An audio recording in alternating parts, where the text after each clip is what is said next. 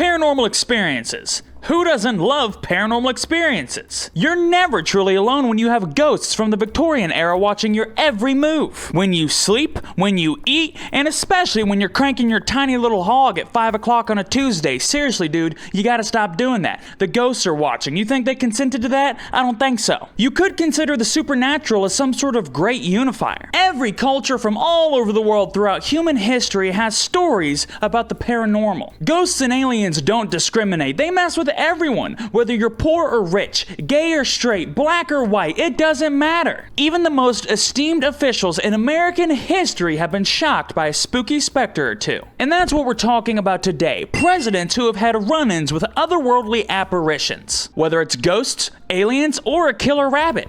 Yes, a killer rabbit. As strange as that sounds, we're gonna get into it. Stick around for a little bit, why don't you? There are a lot of weird encounters of the third kind involving the top men in our country's history. But before we get into it, I wanna know, have you ever had a strange encounter or something that you couldn't explain? I wanna hear about it. Comment down below. One time when I was about 19 years old, I was in the mountains of Kentucky when I saw this giant bright light in the sky come down right over me and then take off over the horizon. It was terrifying, man. Now, in all fairness, at that time, I was taking a lot of illicit drugs. Like, a lot. Seriously, for 24 hours a day, I felt like I was in that one Jamiroquai music video with the moving floors and whatnot. Shit was awesome. But you can't change my mind. I know what I saw that day. It was a damn alien. Also, quick disclaimer. Obviously, we're going to be talking about presidents quite a bit, and I know that everyone's got their own opinions about certain political figures throughout human history, but this video's not about politics. This is just a stupid video about ghosts and aliens. So forgive me if I don't take every 5 seconds to go, Ronald Reagan. So let's start things off with the old peanut Democrat himself. You know who I'm talking about. The man, the myth, the legend, the 39th President of the United States of America, Jimmy Carter. Or James, if you know him like I do. What's going on, Slim? Slap me some skin, white boy. One evening back in 1969, 2 years before becoming the governor of Georgia, Jimmy Carter was preparing to give a speech at the Leary Lions Club. When around 7 p.m., one of the guests pointed to a strange white object in the sky. Carter watched as the object changed color from blue to red and then back to white, before appearing to take off into the distance. Alright, Jimmy, what were you and those lions getting up to that night, huh? Were you guys doing a little bit of marijuana tripping, huh? Is that what you guys were doing, seeing objects in the sky? Alright, okay. Carter didn't talk about the incident until 4 years later in 1973, when he reported the sighting to the International UFO Bureau, which I just found out's a real thing. Carter told the Bureau that there were about 20 people standing outside when a green light appeared in the western sky that got brighter and brighter before suddenly disappearing. Carter would talk about the incident again in a 2005 interview, saying that one of the other men outside pointed to a bright light in the western sky. Carter described the object as getting closer and closer before stopping right over the crowd, changing colors a few times, and then taking off back into the sky. Now, the exact date on which this sighting occurred is quite the point of contention. According to the report Carter filed with the International UFO Bureau, Carter saw the UFO in October of 1969. But that doesn't really make sense for multiple reasons. For starters, Jimmy visited the Leary Lions Club while serving as district governor of the group, a term that ended in June of 1969. Also, the Leary Lions Club actually disbanded before the fall of 1969. Starting to sound a little suspicious if I do say so myself, and I know what you're saying, but Johnny, there were multiple witnesses that night. How could Jimmy Carter be lying? Well, according to a 1976 investigation, most of the people there that night either didn't recall the sighting or didn't find it important. The only guest that night that did remember seeing the object was a man by the name of Fred Hard. Don't you dare confuse him with Fred Soft. He gets really mad. According to Fred, he does remember seeing a little blue light in the sky that night, but figured it was just some kind of weather balloon or an airplane, and he completely forgot about it. So the question is,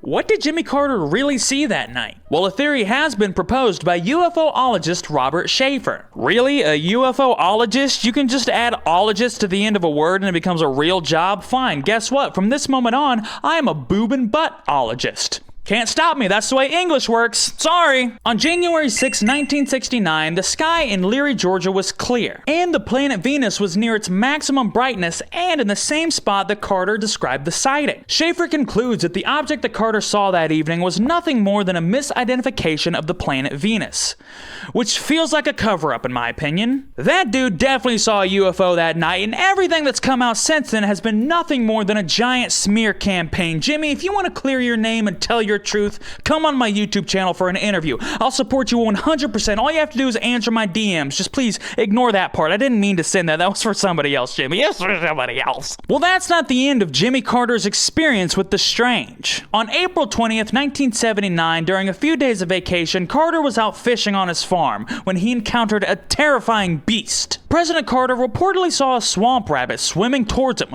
with flared nostrils, large, sharp teeth, and a hiss that would make even the toughest of men's hair stand up. So he reacted how any normal human would react in that situation, by freaking out, screaming, and splashing the water with his paddle. And this maneuver might have saved President Carter's life, but it threw him into the rabid arms of the hungry media, who were looking for any reason to make fun of the failing president. The stories started popping up everywhere, no matter what the Carter administration did to snuff out the rumors. The only evidence of this event happening is this picture taken by a White House photographer. So funny story, this picture actually wasn't released to the public at the time. Carter's administration refused to share the photo because it would cause weeks of discourse about the president. Discourse that at the end of the day didn't really matter. So how did this picture get out? Well, Carter went on to lose the next election to one Mr. Ronald Reagan. And one of the first things that the Reagan administration did, they released this photograph to the press, which completely reignited the story.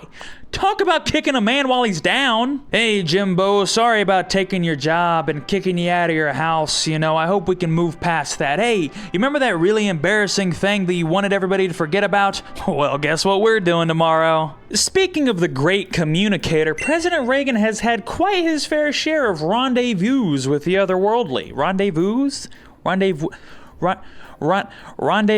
Let's start things off with President Reagan's fascination with an occult scholar by the name of Manly P. Hall. For those of you who aren't aware, Hall was the 20th century's most prolific writer on mysticism, magic, and ancient philosophies. In 1944, Hall wrote a book called The Secret Destiny of America, and it described how America was the product of a great plan launched by a hidden order of ancient philosophers and secret societies. In this book, Hall described a mysterious speaker who gave a speech before the signing of the Declaration of Independence. This mysterious speaker told the founding fathers that God has given America to be free. After signing the document, the mysterious man strangely disappeared from the locked room, never to be seen again. Hall theorized that this mysterious figure was an agent of the secret order, guiding and directing the destiny of America. Now, I know what you're thinking. Come on, Grandpa, get to the point. What's this old kook got to do with Reagan? Well, this book would catch the eye of an at-the-time Hollywood actor known as Ronald Reagan. Reagan would go on to quote the story of the mysterious speaker on multiple occasions. Once at a 1957 commencement address at his alma mater, Eureka College. Eureka these nuts. Once while addressing the Conservative Political Action Conference in 1974, and again in 1981 when he told Parade magazine what July 4th meant to him. You could say he was quite a big fan of Hall's work, quoting him every chance he got. You couldn't talk to Reagan for more than 15 minutes before he'd go, oh well, you know about that mysterious speaker that helped save America, you know? It's a terrible Reagan. It's a terrible. That's Mickey Mouse Ronald Reagan.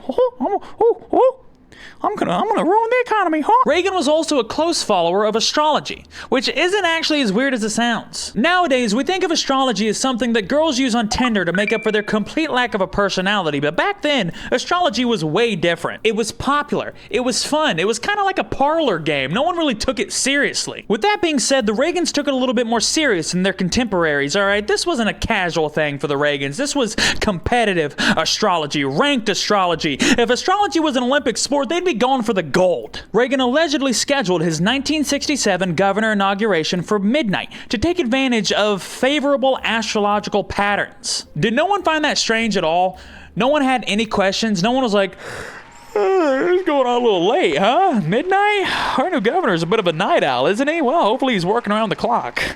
And the connections go even further than that. After the 1981 attempt on President Reagan's life, his distraught wife Nancy sought comfort in any way possible. And that led her into the open arms of California astrologist Joan Quigley. Joan and Nancy first met on the set of the Merv Griffin show in the 1970s, and then would reconnect years later after President Reagan was shot. Nancy asked Joan if there was anything she could have possibly done to stop the attempt on her husband's life. And Joan responded with saying, Yes, if you were looking for the signs, I could have helped. What a horrible thing to say to a scared and grieving wife. Hey, you know how you almost watched your husband die on the street? Well, I actually could have done something to stop that, but you wouldn't let me, stupid bitch. After this conversation, Nancy regularly had phone calls with Joan and would enlist her astrological advice on everything pertaining to the president. Nancy later wrote about why she listened to Quigley, saying that very few people could understand what it was like to watch your husband almost die, and then to have him exposed all the time to tens of thousands of people. Which I think is a pretty valid reason, in all honesty. Being First Lady of the United States has got to be one of the most stressful jobs in the world. Right behind whatever poor bastard is in charge of emptying porta potties after the county fair leaves town. I see you guys. Godspeed, sewer soldiers. Godspeed. Joan Quigley talked about her relationship with Nancy in a book titled What Does Joan Say? Quigley wrote that not since the days of the Roman emperors, and never in the history of the United States presidency, has an astrologer played such a significant role in the nation's affairs of state. Well, that's what you think. It's entirely possible that FDR refused to run with a Capricorn as his vice president. We don't really know. Reagan's chief of staff, Ronald Reagan, said that almost everything that the president did was cleared in advance by Joan. Nancy would even give Quigley the president's proposed schedule, and the astrologer would designate good days and bad days for public events and travel. And it wasn't just the schedule that Joan was involved in. One aide, William Hinkle, said that in 1985, when Mikhail Gorbachev rose to power in the Soviet Union, that Nancy had Joan run his natal chart and compare it to her husband's. Now that's some real freak shit. Thank God the natal charts looked good, am I right? What if she looked at him and said, ooh, a Pisces? No, you need to go to war with them immediately. Nancy would later distance herself from astrology, stating in her memoir, My Turn, Nancy would later distance herself from astrology, stating in her memoir, My Turn,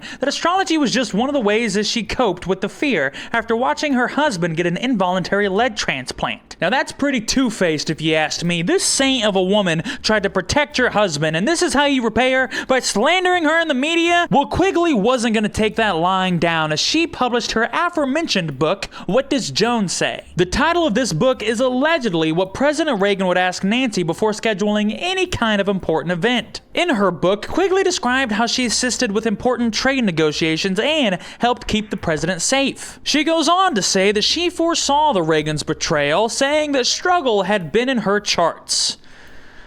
What the hell does that mean? I don't want to judge anyone and whatever they believe. That's cool, that's awesome, but what a stupid thing to say. Yeah, I've had friends turn their backs on me too. Does that mean that I have struggle in my charts? If that's the case, then we all have struggle in our charts. Then I have to ask, what's so unique about the charts? But Ronald Reagan's strange encounters don't end with star signs and a little bit of mysticism. See, Reagan was a big fan of science fiction, and sometimes that fiction would turn into reality during real-life political conversations. During a United Nations speech in 1987, Reagan dreamed of the world coming together in case of an alien invasion, saying, I occasionally think how quickly our differences worldwide would vanish if we were facing an alien threat from outside this world. And yet, I ask you, is not an alien force already among us? What could be more alien to the universal aspirations of our peoples than war? Well, maybe that was nothing more than a romantic rallying cry to bring the world together during a very tumultuous time. But a more serious conversation was supposedly held behind closed doors during the 1985 Geneva summit. President Reagan and Soviet Premier Mikhail Gorbachev took a break from heated negotiations to have a private conversation with only their personal interpreters present. For more than 2 decades, the details of the words that were exchanged that night have been kept a total secret from the public. That was until 2009 when Gorbachev sat down with Charlie Rose for an interview, and he decided to tell the world what Reagan said that night. According to Gorbachev, Reagan asked him point blank if they would be able to set aside their differences in case the world was invaded by aliens. President Reagan suddenly said to me, well, what would you do if the United States were attacked by someone from outer space? Would you help us? I said, no doubt about it. He said, we too. So that's interesting. Wouldn't it be funny if they were having like a secret gay relationship and it just took them 20 years to come up with an excuse, come up with like a lie about that? So what were you and Reagan talking about that night, Mr. Gorbachev? Aliens. Yep. Just some hot, sweaty, passionate discussions about aliens. Yep. So what spurred Reagan's interest in the otherworldly? Well, it might have started one night in 1974 when an at-the-time governor, Ronald Reagan, allegedly spotted a UFO. Reagan's pilot that night, Bill Painter, said that a strange object followed the plane for a couple of minutes before accelerating like a hot rod and disappearing into the sky. A week later, Reagan recounted telling the Wall Street Journal's Norman C. Miller that they followed this bright white light for several minutes before it took off into the heavens. But after realizing that Norman was a reporter, Reagan suddenly refused to answer any more questions, and he never discussed the incident publicly ever again. Now, I gotta be honest with you, that sounds a tad bit suspicious to me. Yes, it was a bright white light, and we followed it for several minutes. It was faster than anything I've ever seen. I'm convinced it was an alien. It was a UFO, I bet. Wait, you're not a reporter, are you? With the Wall Street Journal?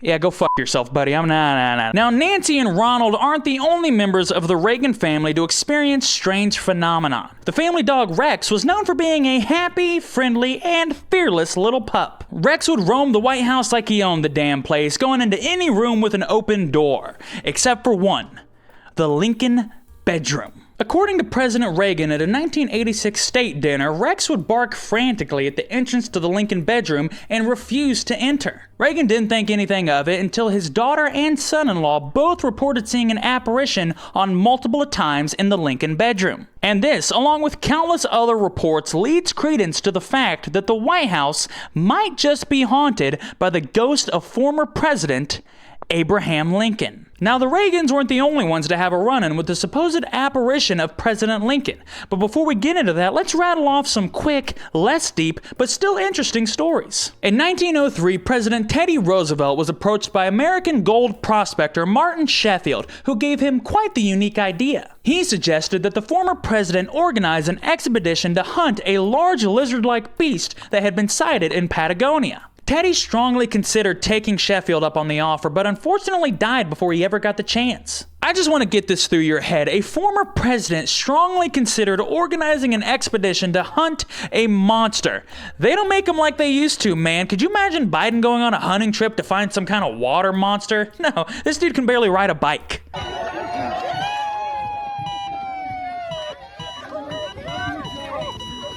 In 2009, First Lady Michelle Obama told a class of visiting school children that her and President Barack believed the White House to be haunted because they heard strange noises at night. She also said that sometimes it felt like something was chewing on their toes while they slept. And all I'm saying is I would have stopped if she asked nicely, bitch. In June 1945, just 2 months into his first term, President Harry S. Truman wrote to his wife Bess, telling her about the spooky qualities of the White House and all the weird noises that it would make at night. Then a year later, in September of 1946, Truman was awakened at 4 a.m. by a knock on his bedroom door. He described the experience again in a letter to his wife Bess. Truman told her that he jumped up and opened the door, but to his surprise, no one was there. Slightly on edge, Truman locked the door and tried to go back to sleep, but was awoken again by footsteps in the empty bedroom next door. He concluded his letter by jokingly asking his wife to get to the White House so that she could protect him. I mean, we've all tried the old act scared so you can get your babe to come over and hold you like a little boy and possibly have some crazy fornication trick. I see you, Harold. I mean, and who can blame you with a supermodel wife like that? Now on to the most prolific ghost in presidential history, the ghost of Abraham Lincoln. Now, the paranormal stories surrounding the Lincoln family actually don't start with Honest Abe. It actually starts when his son William Wallace Lincoln died from typhoid fever in 1862. Big L, am I right? I mean, how are you gonna die from something that sounds like a Pokemon attack? Typhoid. Use fever.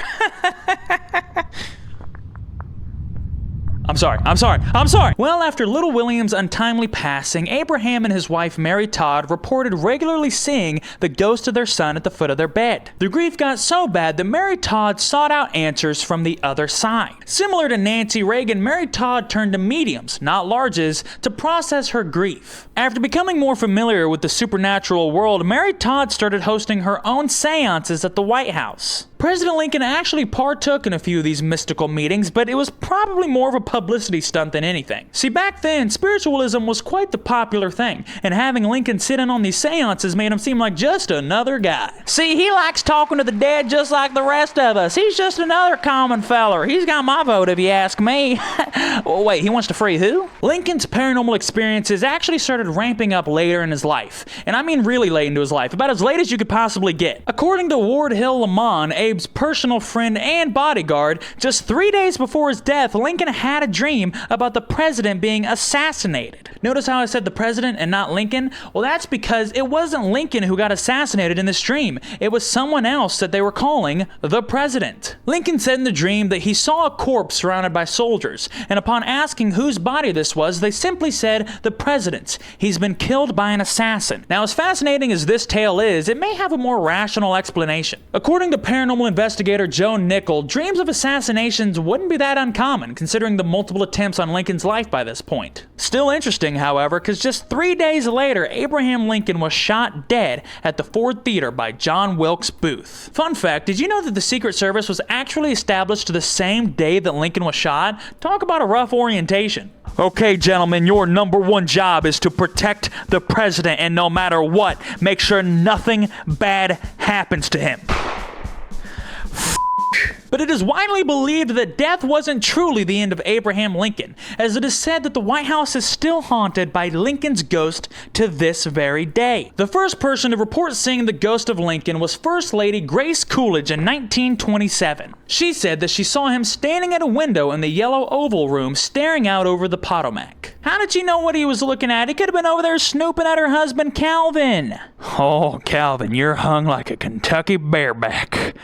What are those horses called? They're not called barebacks. What are they called? God damn, Calvin, you're hung like a Kentucky horse.